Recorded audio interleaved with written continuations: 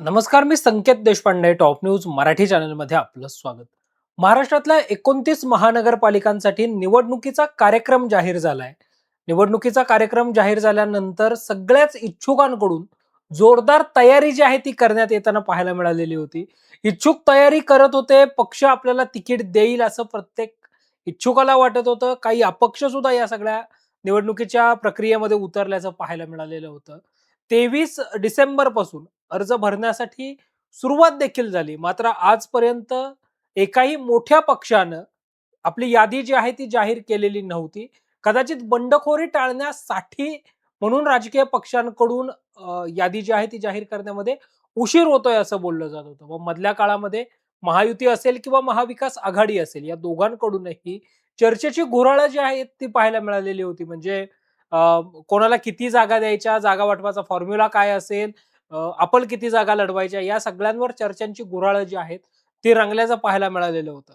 महाराष्ट्रात जरी 29 महानगरपालिकांच्या निवडणुका होत असल्या तरी सर्वाधिक चर्चा ज्या महापालिकांची सध्या होतीये त्या महापालिकांमध्ये अर्थातच बृहन्मुंबई अर्थात मुंबई महानगरपालिका, पुणे महानगरपालिका आणि पिंपरी चिंचवड महानगरपालिका. कारण या तीनही महानगरपालिका या सर्वच पक्षांसाठी महत्वाच्या असल्याचं पाहायला मिळतंय. या मेट्रोपॉलिटन सिटीमध्ये येणाऱ्या या सगळ्या महानगरपालिकांमध्ये आपली सत्ता हवी, आपलाच महापौर हवा, यासाठी सर्वच पक्ष जे आहेत ते तयारी करताना पाहायला मिळत आहेत. महायुती म्हणून तिकडे मुंबईमध्ये बैठकांवर बैठका होताना पाहायला मिळत आहेत. मुख्यमंत्री देवेंद्र फडणवीस यांचं शासकीय निवासस्थान असणाऱ्या वर्षा निवासस्थानी मॅरेथॉन बैठका ज्या आहेत त्या रोज होताना आपल्याला पाहायला मिळत आहेत. मग आज सकाळी खरं तर मुंबई भाजपचे जे अध्यक्ष आहेत अमित साटम, त्यांनी माध्यमांसमोर येत असं सांगितलं होतं की 207 जागांवर आमचा जवळपास एकमत झालेलं आहे भाजप आणि शिवसेनेचं. या ठिकाणी महायुतीने अशी भूमिका घेतली होती की जर नवाब मलिक यांच्या नेतृत्वाखाली राष्ट्रवादी काँग्रेस पक्ष निवडणूक लढवत असेल तर आम्ही वेगळा विचार करू.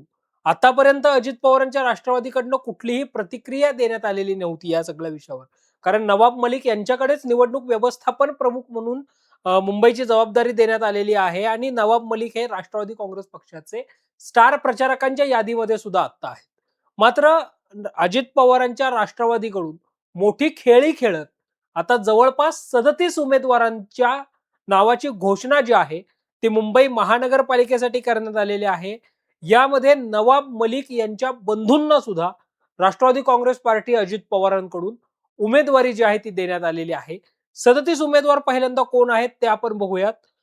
जर आपण पाहिलं तर वॉर्ड क्रमांक 3 जो आहे, कारण मुंबई महानगरपालिकेमध्ये एकसदस्यीय प्रभाग पद्धतीनुसार निवडणूक होणार आहे. मुंबईसाठी 227 वॉर्ड आहेत आणि 227 नगरसेवक इतकी नगरसेवकांची संख्या जी आहे ती असणार आहे. यामध्ये वॉर्ड क्रमांक 3 जो आहे त्याच्यामधून राष्ट्रवादी काँग्रेस पक्षानं महेश दुबे यांना उमेदवारी दिली आहे. वॉर्ड क्रमांक 48 मधनं सिरिल पीटर डिसोजा यांना उमेदवारी मिळाली आहे. वॉर्ड 62 मधनं अहमद खान यांना उमेदवारी मिळाली आहे. वॉर्ड 76 मधून बबन रामचंद्र मदने यांना उमेदवारी आहे. वॉर्ड 86 मधून सुभाष जनार्दन पाटाळे यांना उमेदवारी आहे. वॉर्ड क्रमांक 93 मधून डॉक्टर सचिन तांबे, वॉर्ड क्रमांक 96 मधून अहेशा खान, वॉर्ड क्रमांक 109 मधून सज्जू मलिक, वॉर्ड क्रमांक 113 मधून शोभा जाधव, वॉर्ड क्रमांक 125 मधनं हरिश्चंद्र जंगम, वॉर्ड क्रमांक 135 मधनं अक्षय पवार, वॉर्ड क्रमांक 140 मधनं ज्योती सदावर्ते, वॉर्ड क्रमांक 143 मधून रचना गवस, वॉर्ड क्रमांक 146 मधून राजश्री राजेंद्र केदारे, वॉर्ड क्रमांक 148 मधनं सोमू चंदू पवार, वॉर्ड क्रमांक 165 मधनं अब्दुल रशीद कप्तान मलिक. आता हे जे अब्दुल रशीद कप्तान मलिक आहेत हे नवाब मलिक यांचे बंधू आहेत. त्यांना राष्ट्रवादी काँग्रेस पक्षानं उमेदवारी 165 वॉर्ड मधनं दिलेली आहे आणि ते निवडणूक लढवताना या ठिकाणी आता पाहायला मिळणार आहेत. वॉर्ड क्रमांक 169 मधनं चंदन धोंडीराम पाटेकर, वॉर्ड क्रमांक 171 मधनं दिशा अमित मोरे, वॉर्ड क्रमांक 224 मधनं सबिया असलम मर्चड, वॉर्ड क्रमांक 40 मधून विलास दगडू घुले, त्यानंतर वॉर्ड क्रमांक 57 मधून अजय जयराम विचारे, त्यानंतर वॉर्ड क्रमांक वॉर्ड क्रमांक 64 मधनं हदिया कुरेशी, वॉर्ड क्रमांक 77 मधनं ममता ठाकूर, वॉर्ड क्रमांक 92 मधून युसुफ मेमन, त्यानंतर वॉर्ड क्रमांक 95 मधनं अमित अंकुश पाटील, वॉर्ड क्रमांक 111 मधून धनंजय दादा मिसाळ. आता हे जे धनंजय दादा मिसाळ आहेत, हे राष्ट्रवादी काँग्रेस पार्टी शरदचंद्र पवार पक्षाचे ईशान्य मुंबईचे अध्यक्ष राहिलेले होते. उमेदवारी मिळण्याच्या काही वेळ अगोदर त्यांनी अजित पवारांच्या राष्ट्रवादी काँग्रेस पक्षामध्ये प्रवेश केला आणि तात्काळ त्यांना उमेदवारी जी आहे ती मिळालेली आहे. 111 मधून धनंजय मिसाळ यांना उमेदवारी मिळाली आहे. वॉर्ड क्रमांक 126 मधनं प्रतीक्षा घुगे, वॉर्ड क्रमांक 139 मधनं नागरत्न बनकर, 142 मधनं चांदणी श्रीवास्तव, 144 मधनं दिलीप पाटील, 147 मधनं अंकिता द्रवे, 152 मधनं लक्ष्मण गायकवाड, 168 मधून डॉक्टर सहिदा खान, वॉर्ड क्रमांक 170 मधून बुरशा परवीन मलिक, वॉर्ड क्रमांक 175 मधून वासंती मुरगेश देवेंद्र, वॉर्ड क्रमांक 222 मधनं किरण शिंदे आणि वॉर्ड क्रमांक 197 मधून फरीन इम्तियाज खान, अशा 36 जणांना जी आहे ती आज उमेदवारी जी आहे ती देण्यात आलेली आहे. 36 उमेदवारांची यादी ही राष्ट्रवादी काँग्रेस पार्टी शरदचंद्र पवार अजित पवारांच्या पक्षाकडनं जाहीर करण्यात आलेली आहे. खरं तर निवडणूक आयोगाची 15 डिसेंबर रोजी पत्रकार परिषद झाली होती. ज्या पत्रकार परिषदेमध्ये निवडणुकीचा कार्यक्रम जाहीर झाला आणि 23 डिसेंबर ते 30 डिसेंबर हा 8 दिवसांचा कालावधी जो आहे तो अर्ज भरण्यासाठी देण्यात आला. तसं खरं तर उमेदवारांना 7च दिवस मिळणार आहेत, कारण आजचा रविवार असल्यामुळं आज अर्ज भरण्यासाठी सुट्टी जी आहे ती होती. त्यामुळं आता उमेदवारांना 7 दिवस मिळालेले आहेत. या 5 दिवसामध्ये खरं तर कुठल्याही मोठ्या पक्षानं आपली यादी जी आहे ती जाहीर केलेली नव्हती. आज मुंबई महानगरपालिकेसाठी अजित पवारांच्या राष्ट्रवादीकडनं यादी जी आहे ती जाहीर झालेली आहे. मग मुंबईसाठी जर यादी जाहीर झाली तर पुणे आणि पिंपरी चिंचवडसाठीची यादी केव्हा जाहीर होणार किंवा याकडे सगळ्या इच्छुकांच्या नजरा ज्या आहेत त्या लागल्याचं पाहायला मिळतंय. पुणे महानगरपालिकेच्या निवडणुकीच्या दृष्टिकोनातून उपमुख्यमंत्री अजित पवार आजचा 7वा दिवस आहे. दादा पुण्यामध्ये ठाण मांडून आहेत. आज बारामतीला दादा एका कार्यक्रमासाठी विद्याप्रतिष्ठानचं जे Sharad Pawar AI excellence centre आहे त्या एक्सलन्स सेंटरच्या उद्घाटन कार्यक्रमाच्या निमित्तानं ज्या ठिकाणी उद्योजक गौतम अदानी देखील आलेले होते. गौतम अदानींनी या एक्सलन्स सेंटरसाठी 25 कोटींचा निधी जो आहे तो दिलेला होता. त्यांच्या हस्ते ते उद्घाटन झालं. या उद्घाटन कार्यक्रमाला सगळे पवार कुटुंब जे आहे ते एकत्र एका फ्रेम मध्ये आल्याचं पाहायला मिळालेलं होतं. हा कार्यक्रम संपला. दादांनी तडक पिंपरी चिंचवड गाठलं आणि पिंपरी चिंचवड मध्ये अजित पवारांनी प्रचाराचा शुभारंभ जो आहे तो केल्याचं पाहायला मिळालं. अजित पवारांची या ठिकाणी सभा झाल्याचं जे आहे ते पाहायला मिळालं. आता खरं तर सगळ्या इच्छुकांसाठी, सर्व पक्षीयांसाठी उद्याचा जो दिवस आहे 29 डिसेंबरचा जो दिवस आहे तो महत्वाचा दिवस आहे, कारण 2च दिवस आता उमेदवारांच्या हातामध्ये राहणार आहेत. अशा वेळी पुणे आणि पिंपरी चिंचवड साठीची उमेदवारांची यादी जी आहे ती केव्हा जाहीर होते, या यादीकडे सगळ्या इच्छुकांच्या नजरा ज्या आहेत त्या लागल्याचं पाहायला मिळतंय.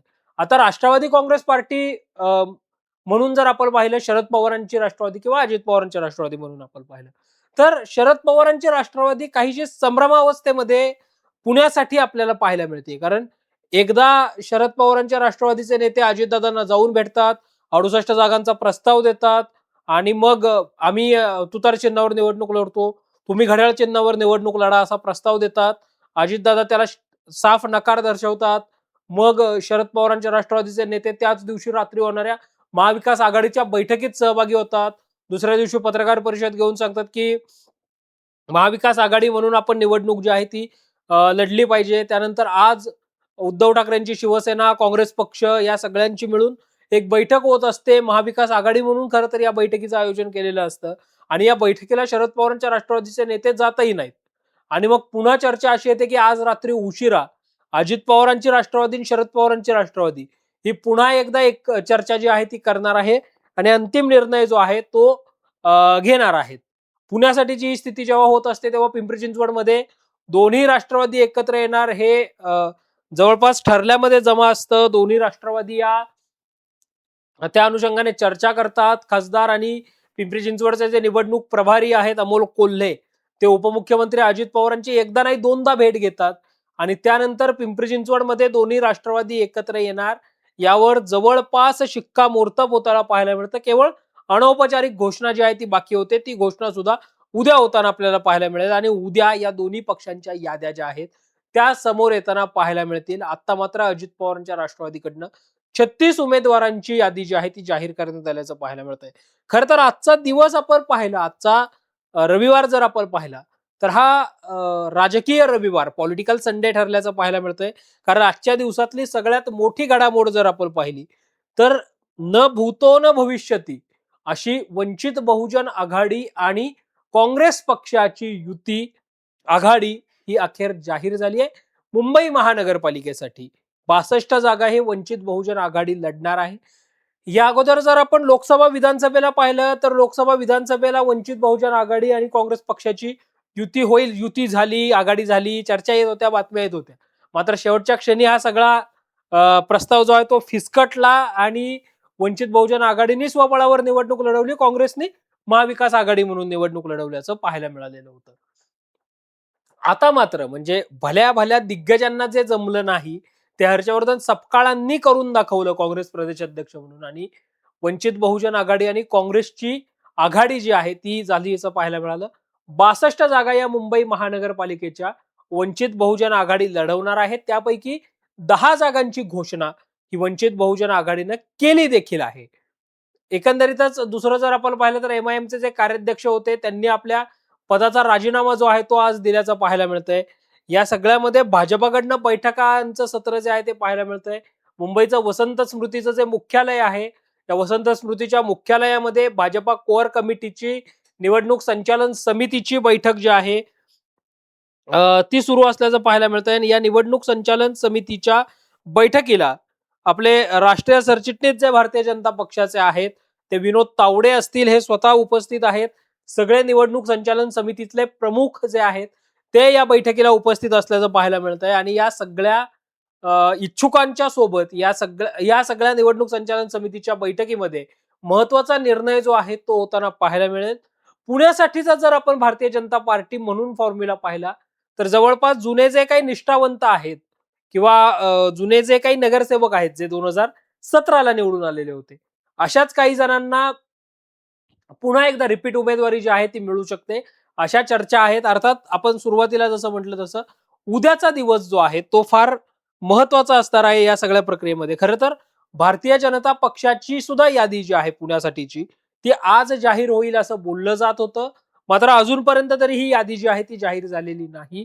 अजित पवारांच्या राष्ट्रवादी काँग्रेस पक्षाकडून सुद्धा पुणे आणि पिंपरी चिंचवड साठीची यादी जी आहे ती आजच जाहीर केली जाईल असं बोललं जात होतं. कारण स्वतः अजित पवारांनी या सगळ्या इच्छुकांच्या मुलाखती ज्या आहेत त्या घेतलेल्या होत्या. जवळपास 640 ते 740 इतके इच्छुक जे आहेत ते राष्ट्रवादी काँग्रेस पक्षामध्ये असल्याचं पाहायला मिळतं.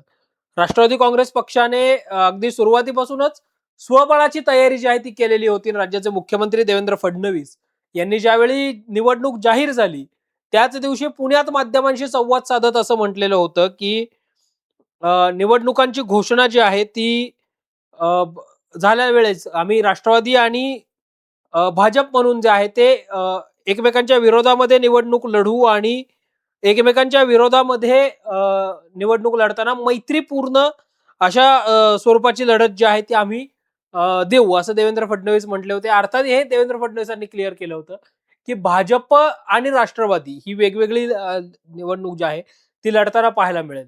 आता जर आपण पाहिलं तर दोन्ही पक्षांकडनं तयारी ज्यावेळी केली जाते अजित पवारांच्या राष्ट्रवादीकडनं उमेदवारांची इच्छुकांच्या मुलाखती झालेल्या आहेत. भाजपकडनं ऑपरेशन लोटसची तयारी जी आहे ती करत असताना मोठ्या प्रमाणावर ऑपरेशन लोटस राबवण्यात आलेलं आहे. त्यामुळे दोन्ही पक्षांच्या याद्यांकडे महत्वाचं लक्ष जे आहे ते असणार आहे. पुणे आणि पिंपरी चिंचवड महानगरपालिकेसाठीच्या रणनीती ज्या आहेत या सगळ्या पक्षांच्या महत्वाच्या असणार आहेत. काँग्रेस म्हणून जर आपण विचार केला तर काँग्रेसला पिंपरी चिंचवडमध्ये शहर अध्यक्ष नाहीये, कारण कैलास कदम जे आहेत त्यांनी राजीनामा दिलेला आहे. त्यावेळेला काँग्रेसची सुद्धा पिंपरी चिंचवडसाठीची रणनीती जी आहे ती महत्वाची असणार आहे. पुण्यासाठी महाविकास आघाडी होते की काँग्रेस आणि शिवसेना उद्धव बाळासाहेब ठाकरे पक्ष एकत्र लढतो. मग शिवसेना उद्धव बाळासाहेब ठाकरे पक्ष जर काँग्रेस बरोबर लढला तर महाराष्ट्र नवनिर्माण सेना